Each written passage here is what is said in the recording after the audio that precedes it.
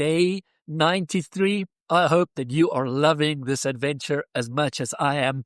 Reading Acts is so invigorating. There is so much life, so much of the Holy Spirit working and lives being transformed. Acts chapter 4, the church is growing. There are more than 5,000 men already in the church, not even counting the women and the children. The Jewish leaders, specifically the Sadducees, they were the prevailing sect within the Jewish council. They're worried, and they're worried for two big reasons. One is because the church is preaching resurrection, and they didn't believe in the resurrection, but they're preaching the resurrection of Jesus. And secondly, there is this big group that's following them. They're drawing them away from the Sadducees and to this new teaching of Jesus and his resurrection. And so the Sadducees bring Peter and John in, the leaders of this new group, and then try and intimidate them. They try and challenge them.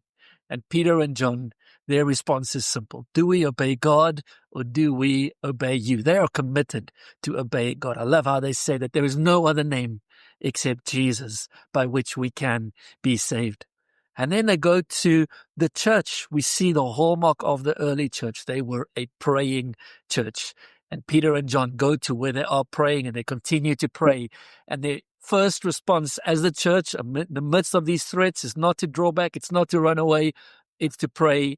And they pray for boldness. God answers. Once again, we see that everybody there is filled with the Spirit. We know they were filled with the Spirit in Acts 2, and here they're filled with the Spirit again earlier in Acts chapter 4. Peter also was filled with the Spirit, so it's clearly not a once-off event. It's a continual process of being filled with the Spirit. And then we see the early church sharing the resource. This is clearly a voluntary action.